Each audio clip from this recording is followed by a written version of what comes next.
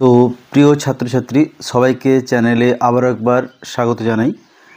আজকে আলোচনা করছি উচ্চ মাধ্যমিক 4th সেমিস্টারের সংস্কৃত বিষয়ের একটি সহায়িকা বইয়ের রিভিউ।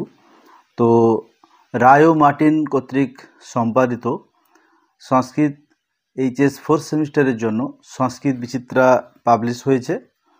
তো এই বইটি কেমন হয়েছে এবং কটি মডেল সেট রয়েছে আর এর কি কি বিশেষত্ব রয়েছে সব কিছুই আলোচনা করব, তাই প্রথম থেকে শেষ পর্যন্ত তোমরা দেখতে থাকো। তো দেখো, এই বইটি একটু দেরি করে বেরোলো, কিন্তু আমরা জানি এর আগের বারে সিলেবাস চেঞ্জ হয়েছিল, তাই একটু দেরি করে বেরিয়েছে। কিন্তু বইটি আশা করছি তোমাদের কাছে খুবই উপযোগী হবে। কারণ প্রথমত যদি আমরা এই বইটির মূল্য দেখি, তাহলে ফ্রন্ট পেজেই দেখতেই পাচ্ছ এখানে 99 টাকা বলা রয়েছে, এবং আমরা এর ভেতরের পেজগুলো দেখে নেব। ভেতরের পেজে মূল্য রয়েছে এবং পাবলিশ বা প্রকাশ কবে হয়েছে সেটাও নিশ্চয়ই লেখা আছে। এখানে দেখতে পাচ্ছ দ্বিতীয় সংস্করণ সেপ্টেম্বর 2025 এবং প্রথম সংস্করণ আগস্টে হয়েছিল, তারপরে আবার সেপ্টেম্বরে হয়েছে। তো মূল্য দেখতেই পাচ্ছ এখানে 99 টাকা। তোমরা বিভিন্ন বুক স্টলে 90, কোনো দোকানে 90, কোনো দোকানে 95, বিভিন্ন বুক স্টলে বিভিন্ন ছাড়ে তোমরা এই বইটি পেয়ে যাবে। আর এই বইটির ভূমিকা অংশ এইভাবে রয়েছে তারপরের পেজে। আর তারপরে পেজ উল্টালে আমরা এখানে টোটাল পূর্ণাঙ্গ সিলেবাস পেয়ে যাব 4th সেমিস্টারের। এই সিলেবাস সম্পর্কে আলোচনা আমি আগেই করে দিয়েছি, তাই আর করছি না। এবং প্রজেক্টও রয়েছে এখানটায়, প্রজেক্টের বিষয়ে দেখতেই পাচ্ছ এখানে প্রজেক্ট রয়েছে। তারপরে থাকছে প্রশ্ন কাঠামো, যেভাবে তোমাদের প্রশ্ন পড়বে সেই প্রশ্ন কাঠামো রয়েছে। প্রশ্ন কাঠামোরও আগে আমি আলোচনা করে দিয়েছি। এরপরে আমরা এখানে পেয়ে যাব সূচিপত্র। সূচিপত্রে কোন টপিক কোন পেজে রয়েছে সেগুলো দেওয়া রয়েছে। এখানটায় টোটাল সূচিপত্র রয়েছে। তারপরে তোমাদের যেহেতু সংস্কৃত ভাষায় লিখতে হবে, তাই এখানে আবারও তোমাদের দেবনাগরী হরফ সম্পর্কে আবারও বলা রয়েছে। তারপরে আমরা এবারে চলে যাব। এখানে দেখতে পাচ্ছ বর্ণের কিছু আলোচনা, প্রাথমিক জিনিসের আলোচনা আবারও একবার মনে করানোর জন্য তোমাদেরকে আলোচনা রয়েছে। এগুলো কিন্তু তোমাদের সিলেবাসের মধ্যে নয়, এগুলো এক্সট্রা কিছু রয়েছে তোমাদেরকে জানানোর জন্য। আর এখানে আমরা প্রথম যে পিস তোমাদের হাসবিদ্ধ কথা, সেই হাসবিদ্ধ কথা রয়েছে। এখানে কবিদণ্ডী লেখা রয়েছে, কিন্তু এটা বিদ্যাপতি হবে। এখানে প্রিন্ট মিস্টেক হয়েছে, কবিদণ্ডী লেখা রয়েছে কিন্তু এটা বিদ্যাপতি হবে। তো বিদ্যাপতিরই কবি পরিচয় এখানে রয়েছে, দেখতেই পাচ্ছ। আর চরিত্র আলোচনাও রয়েছে এখানটায়। আর এখানে গল্পের মূল বিষয়টা সংক্ষেপে বলা রয়েছে। এরপরে আমরা এখানে লেখক পরিচয় পাবো। বিদ্যাপতির যে জনপ্রিয়তা, তার জন্ম, আবির্ভাবকাল, সৃষ্টি, জনপ্রিয়তা, মৃত্যু। তারপরে এখানে প্রাককথনে পেয়ে যাব গল্প সাহিত্য সৃষ্টির মূল তত্ত্ব, গল্প সাহিত্য সৃষ্টির উদ্দেশ্য, তোমাদের গল্প সাহিত্যের জন্ম ইত্যাদি পয়েন্টগুলো খুব সুন্দরভাবে বিশ্লেষণ করা হয়েছে।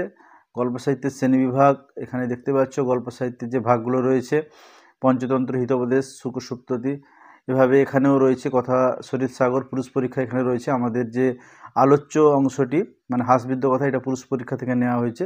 এভাবে কিন্তু টোটাল আলোচনা রয়েছে। এবং এখানে দেখতেই পাচ্ছ নীতিমূলক যে গল্প সাহিত্য, তার বৈশিষ্ট্য আলোচনা রয়েছে। এছাড়া বিষয়বস্তু রয়েছে।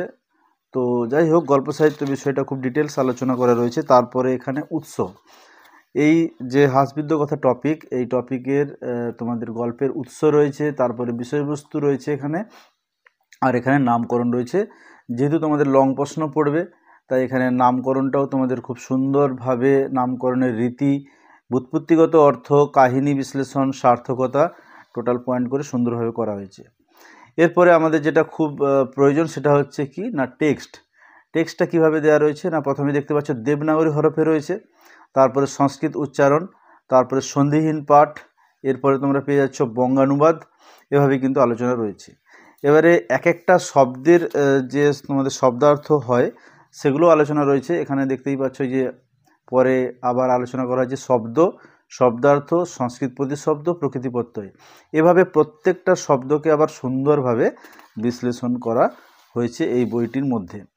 তো যারা এই বইটি আগেও ব্যবহার করেছিলে বিভিন্ন সেমিস্টারে তারা তো জানো অবশ্যই। এবারে দেখো এখানটায় সন্ধিও কিন্তু যতগুলো টেক্সচুয়াল সন্ধি আছে সেই সন্ধিগুলো এখানে সুন্দরভাবে আলোচনা করা রয়েছে। এভাবে সন্ধি ভেঙেও তোমরা পড়তে পারবে। এরপরে তোমাদের কারক বিভক্তি রয়েছে। টেক্সট থেকে যত রকম কারক হয়, যেহেতু তোমাদের সিলেবাসে কারক বিভক্তি রয়েছে তাই এখান থেকেও কারক পড়ার সম্ভাবনা রয়েছে, কারক বিভক্তি আলোচনা রয়েছে। তারপরে সমাসও তোমাদের সিলেবাসের মধ্যে রয়েছে, তাই সমাসটাও খুব সুন্দরভাবে এখানে আলোচনা করা রয়েছে। এরপরে টিকা, এটা খুবই গুরুত্বপূর্ণ। টেক্সট পড়তে গেলে আমাদের বিভিন্ন ওয়ার্ডের মিনিং বা টিকা টিপ্পণীর প্রয়োজন হয়। এখানে প্রত্যেকটা টিকা খুব সুন্দরভাবে কিন্তু দেওয়া রয়েছে, দেখতেই পাচ্ছ তোমরা। তো দেখো টিকা টিপ্পণী রয়েছে, এখানটায় অনেক টিকা টিপ্পণী আমরা পেয়ে যাচ্ছি। তারপর রচনাধর্মী প্রশ্ন, এখানে যেহেতু 5 নম্বরের প্রশ্ন তোমাদের পড়বে, গদ্য পদ্য নাটক থেকে টোটাল 4টি প্রশ্ন থাকবে, 2টি লিখতে হবে। তো এখান থেকে দেখো 5 নম্বরের প্রশ্ন কতগুলো রয়েছে আমরা একটু দেখে নেব। টোটাল 5 নম্বরের প্রশ্ন টোটাল 5 নম্বরের প্রশ্ন এখানে 18টি রয়েছে। এরপরে সংক্ষিপ্ত প্রশ্ন রয়েছে যেগুলো আমাদের সংস্কৃত ভাষায় লিখতে হবে 2 নম্বরের। তো এখান থেকে পড়ার সম্ভাবনা বা পড়বেই। তো সেরকম দেবনাগরী হরফেও রয়েছে, আবার বাংলায় উচ্চারণেও রয়েছে, আর তার বাংলা শব্দার্থ মানেটাও করে দেওয়া হয়েছে। এগুলো তোমরা সমস্ত পেয়ে যাচ্ছ। তো 2 নম্বরের টোটাল তোমরা অনেকগুলো প্রশ্নই এখানে পাবে, দেখতেই পাচ্ছ পৃষ্ঠার পর পৃষ্ঠা আলোচনা রয়েছে। তো আমি দেখিয়ে দিচ্ছি 2 নম্বরের কতগুলো রয়েছে। 2 নম্বরের এখানে দেখতে পাচ্ছ 84টি প্রশ্ন রয়েছে, টোটাল 84টি প্রশ্ন এখানে রয়েছে। তারপরেও কিন্তু অনেক ধরনের প্রশ্ন আবারও কিন্তু গ্রামাটিক্যাল আলাদা করে আলোচনা করা রয়েছে। তো এটা একটা টেক্সট দেখালাম, এই টেক্সটটা এভাবেই আলোচনা করা রয়েছে। এরপরে যে টেক্সটটি রয়েছে বনেচর ভাষণম, এটা আমি আর দেখাচ্ছি না, তো এটাও সেভাবেই আলোচনা করা রয়েছে। এবারে আমরা একটু অন্য আলোচনা দেখব। দেখো ব্যাকরণ অংশের আলোচনাটা একটু আমরা দেখব। এখানে কারক ও বিভক্তি, এর আগে ছিল প্রত্যয়। কারক বিভক্তি আলোচনাটা দেখো কিভাবে করা রয়েছে। এখানে সুন্দরভাবে ডায়াগ্রাম করে তোমাদের সম্প্রদান, অপাদান, সম্বন্ধ পদ এবং অধিকরণ কারক সিলেবাসে রয়েছে। কারক বিভক্তির আলোচনা খুব সুন্দরভাবে এখানে করা রয়েছে, সূত্রগুলো ধরে ধরে এখানে আলোচনা করা রয়েছে। তো কোনো সমস্যা নেই, গ্রামাটিক্যাল আলোচনা আমরা খুব সুন্দরভাবেই দেখতে পাচ্ছি। দেখো অনেক সূত্রের আলোচনা এবং খুব দীর্ঘভাবে বিস্তারিতভাবে আলোচনা এখানে পেয়ে যাচ্ছ। আলোচনার শেষে তোমরা এরকম প্রশ্ন পেয়ে যাচ্ছ, 2 নম্বরের প্রশ্ন। যেহেতু তোমাদের ব্যাকরণে 2 নম্বরের প্রশ্ন পড়বে, 5টি করতে হবে 10 নম্বর। তো এখান থেকে কারক থেকেও 2-3টি প্রশ্ন অবশ্যই এখান থেকে পড়বে, তাই এখানে সেই মতো 2 নম্বরের প্রশ্ন করা হয়েছে। অনেক প্রশ্নের সংযোজন রয়েছে। টোটাল প্রশ্ন আমরা দেখে নেব কতগুলো প্রশ্ন এখানে করা রয়েছে। এখানে দেখতে পাচ্ছ 103টি প্রশ্ন কিন্তু কারক থেকে করা হয়েছে। এবারে আবার শুধু প্রশ্ন নয়, এখানে ব্যাখ্যা রয়েছে। প্রত্যেকটা সূত্র ব্যাখ্যা যেভাবে 2 নম্বরের পড়বে, সেরকম কিছু গুরুত্বপূর্ণ ব্যাখ্যা কিন্তু এখানে আমরা পেয়ে যাচ্ছি, যেটা খুবই গুরুত্বপূর্ণ ছিল। সব বই হয়তো করা নেই, কিন্তু এখানে করা রয়েছে। এরপরের টপিক হচ্ছে সমাস। তো যেহেতু একটা ব্যাকরণ অংশ দেখালাম, তাই আমি আরেকটা দেখাচ্ছি না। এরপরে আমরা আরেকটা নতুন টপিকে চলে যাব। এবারে দেখো সাহিত্যের ইতিহাস। তো এই সাহিত্যের ইতিহাসে দেখো দণ্ডী, বাণভট্ট সাহিত্যকীর্তি, বিভিন্ন সাহিত্যকীর্তি রয়েছে। সাহিত্যের ইতিহাসেও তোমাদের দেখো ডায়াগ্রাম করে সুন্দরভাবে প্রত্যেকটা সাহিত্যকে ধরে ধরে এখানে দেখানো হয়েছে।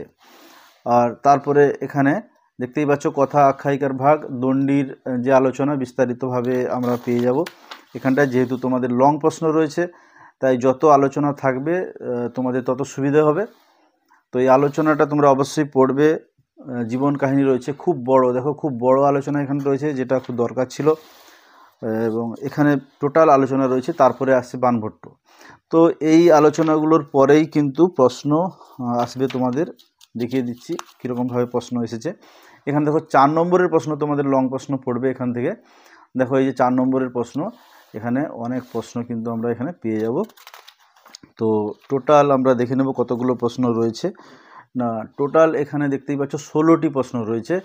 এরপরে সংক্ষিপ্ত প্রশ্ন 2 নম্বরের যেগুলো তোমাদের পড়বে, সেই রকম সাহিত্যের ইতিহাস থেকে সংক্ষিপ্ত প্রশ্নও কিন্তু করা রয়েছে। তো সংক্ষিপ্ত প্রশ্ন অনেক করা রয়েছে, টোটাল আমি দেখিয়ে দিচ্ছি কতগুলো রয়েছে। না, টোটাল 97টি প্রশ্ন এখানে করা হয়েছে। এরপরে আবার নলচম্পু রয়েছে। এই টপিকটা আমি আর দেখাচ্ছি না, যেহেতু সাহিত্যের একটা টপিক দেখালাম। তো এরপরে আমরা অন্য টপিকে যাব। তো দেখো, আমরা দেখে নেব নমুনা প্রশ্নের সেট কতগুলো রয়েছে। তো পৃষ্ঠা উল্টালে এখানে দেখো নমুনা সেটের আগে এখানে প্রকল্প রয়েছে। তোমাদের প্রকল্প 20 নম্বরের পরে প্রকল্প করতে হয়, দেবনাগরী হরফেই এখানে প্রকল্প রয়েছে। এরপরে আসছে আমরা নমুনা সেটে। এই নমুনা সেট দেখলেই তোমরা বুঝতে পারবে তোমাদের প্রশ্ন কাঠামো কেমন হবে। এখানে নমুনা সেট দেওয়া রয়েছে। এই যে প্রথমের দাগটা, এটা কিন্তু 3টি প্রশ্নের উত্তর করতে হবে, এটা সংস্কৃত ভাষায়। এখানে 4টি অপশান রয়েছে, কিন্তু তোমাদের পরীক্ষায় 6টি অপশান থাকবে, কারণ বোর্ডের নতুন নোটিফিকেশান অনুযায়ী 2x পদ্ধতিতে যটি বলা হবে তার ডবল অপশান তোমাদের থাকবে। 3টি বলা হলে 6টি থাকবে, 2টি বলা হলে 4টি থাকবে, এভাবে কিন্তু থাকবে।